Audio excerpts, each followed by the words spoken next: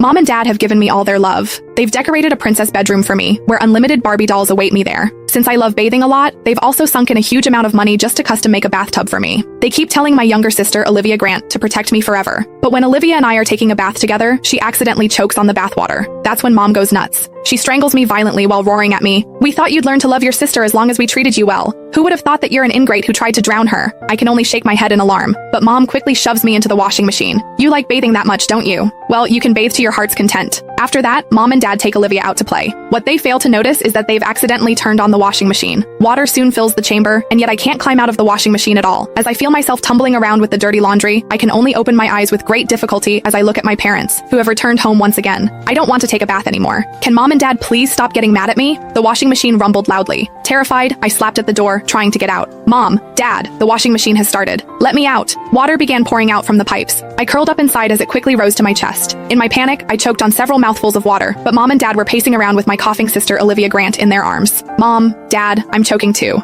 I tried my hardest to make a sound. If only one of them would look back, just one glance, and they would be able to save me. I used every bit of strength I had to push at the washing machine door, but it didn't budge at all. I remembered Mom and Dad talking about it. To keep me from climbing inside to play as I grew older, they had specifically bought a model with a child lock. Once that door clicked shut, it couldn't be opened again. The drum gradually began to turn. The icy touch of the metal walls pressed hard against my skin. Then, all at once, the whole world jolted before it started spinning. I was seized by an irresistible force that tossed me up, slammed me down, then tossed me up again. Dull thuds echoed as my body collided with the wall over and over again. I tried to scream for help, but the moment I opened my mouth, scented, foamy water poured into my nose and mouth. "Mom, Dad," I started to feel dizzy. I was suffocating, but I forced my eyes open, desperate for one last look at them, but all I saw was them fussing over Olivia in their arms. I'm very disappointed in Sabrina. To think she'd dare lay a hand on her sister while we're still in the house. Can you imagine what she does when we're not looking? She needs to be taught a lesson. What should we do, honey? Olivia has been coughing for so long, and she still hasn't stopped. Even her face is turning red. We have to take her to the hospital. Now. The first spin cycle finally paused, and the water that had been suffocating me slowly drained away. However, soon, more water began creeping in. Terrified, I threw everything I had into pounding against the door. "Mom, Dad, please save me. I can't take it anymore." Mom, who was in the middle of putting on her coat, froze. She turned and began walking toward me. "Mom, help me." Hope sparked in my chest again. I knew Mom only meant to punish me a little. I would never accidentally hurt Olivia again. Mom reached toward the washing machine, but she didn't grab the handle. Instead, she stood just a few steps away and pointed at me. Her face was twisted with disappointment. "You still don't get what you did wrong, do you? Now you're even throwing a tantrum by pounding on the door. Sabrina, your sister's only 2 years old. She just learned how to talk, and she spends all day babbling and calling you her big sister. How could you be so cruel to her? Stay in there and think about what you've done. Your dad and I have been too nice to you, and that's why you've turned out so spoiled." I shook my head, sobbing, as I felt the water rising steadily behind my back. My head was still spinning from the first cycle, but I forced myself to pound at the door, desperate to answer Mom, but it only made her angrier.